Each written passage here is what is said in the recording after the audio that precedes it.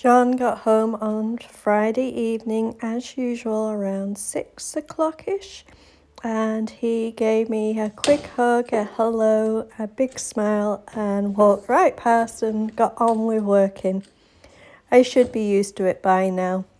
He's eager to get things done, he's excited about doing, and it's nice to see.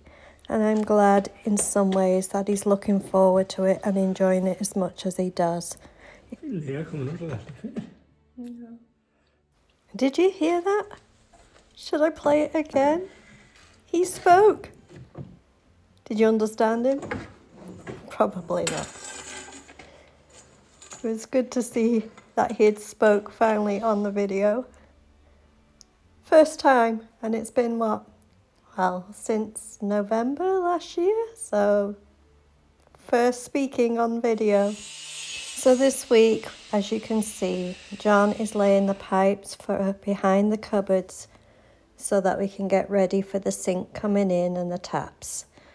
We need to lay out all the pipes ready and see where they come out, and then he has to put them through the wall. Yes, he has to put a big hole through the wall again. Should I say something about size matters? Or should I just leave that alone? But that is a big tool.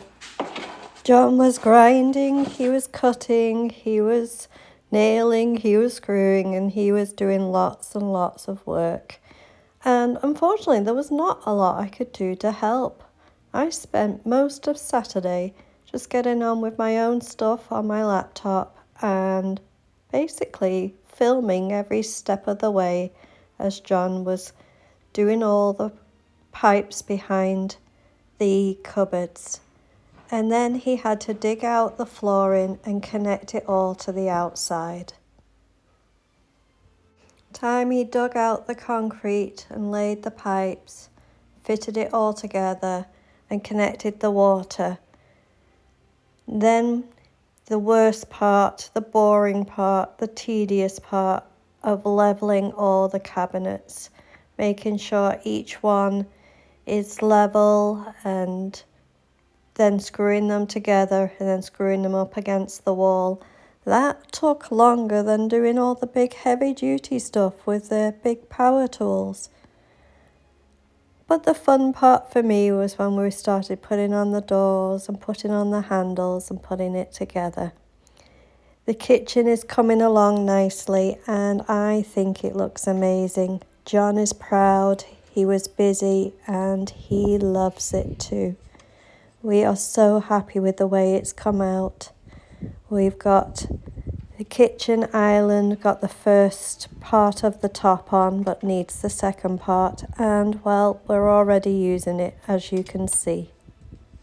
Friday nights and Saturday days and Saturday evenings are so busy, so chaotic. And, well, most of the day, John's asking me, where did I put this? Where did I put that? But I'm glad I can help. And it's coming together amazingly.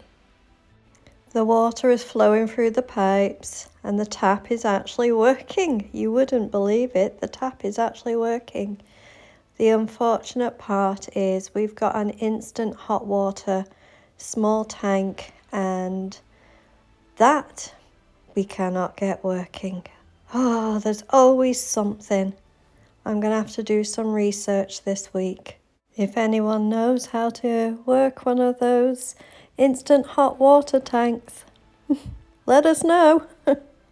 Any opinions or advice, we are always eager to listen and learn. It's definitely been a learning experience doing the renovations. Neither of us are brand new to it, but every time we do a house, and especially when it's your own home and you're doing it to what you'd like it to be, it's definitely different and you learn as you go. And the main part is that you enjoy it. If you're not enjoying it, step back and make sure you do. Anyone renovating, we are not experts, we are far from it.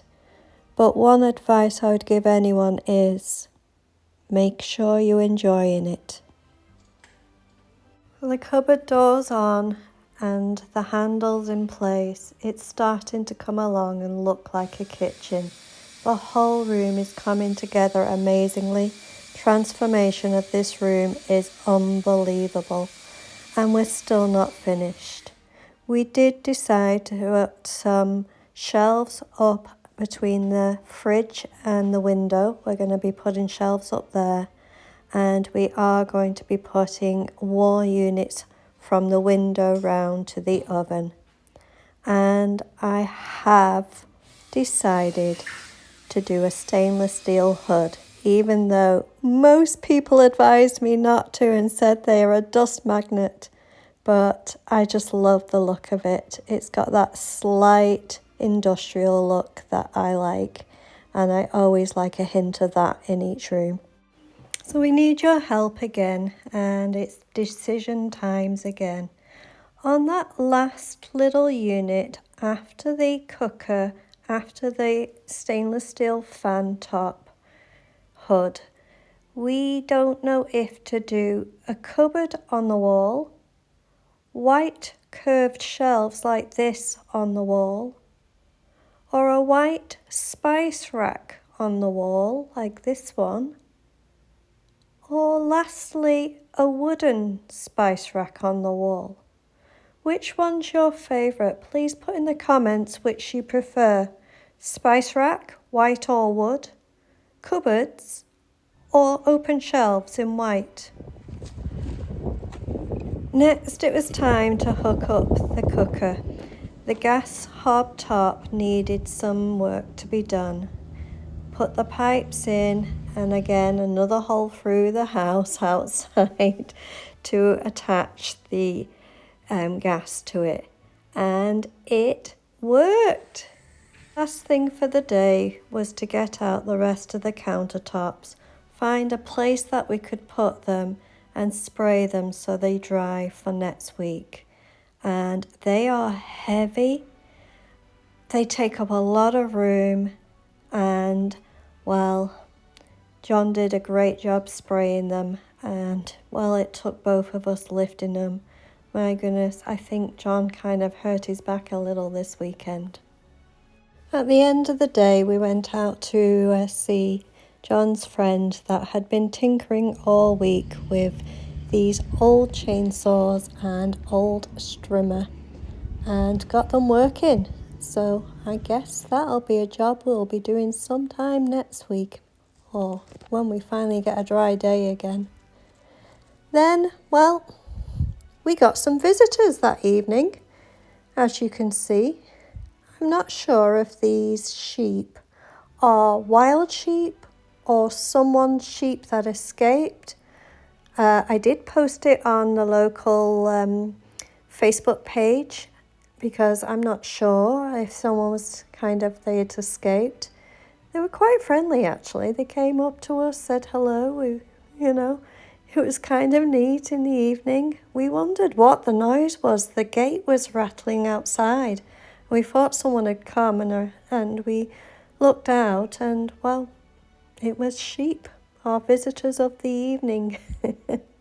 Now, the funny thing is, I send videos or photos to my dad and I showed him that the cooker was now working. And he jokingly sent back a text message saying, "Chicken for dinner?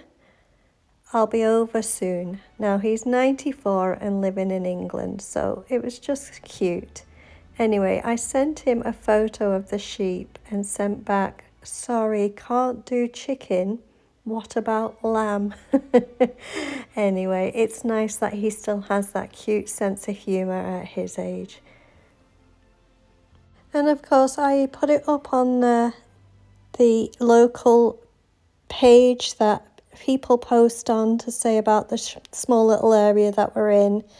And I put up saying 3 lost sheep, anybody missing them?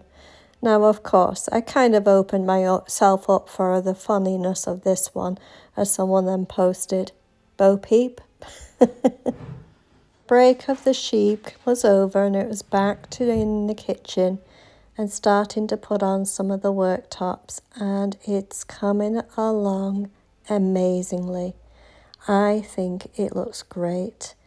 We've still got lots to do, but each week the changes are, I just can't believe it. It's my dream kitchen. It might not be everybody's, but it is my dream kitchen. I love it. And in a small amount of time, just basically on a Saturday each week, John gets so much done. And even on the Sunday, we went out and got the curtains to match the rest of the house and put the curtains up in the dining room. He is amazing. Of course, the weather changed and it rained all day Sunday. We did the usual laundry, got in the food for the week, and did a little bit of relaxing and rest because John did actually twinge his back a little bit. So he laid out and we watched some TV. And then in the evening we went out and met up with some friends, went over to their house and had a drink. Well, I had a drink and had a lovely evening catching up and reminiscing of old times, especially for John, who knows all the locals around here. It might be a little bit early, but I'm getting ready for Christmas. And the Everglen Chronicles, Book 1, The Magic of Christmas, is a magical journey, a beautiful story, and the first of my Everglen series. Everglen reminds me so much of Glenvar, where we live. Please like, comment and subscribe and share to your friends to help us grow.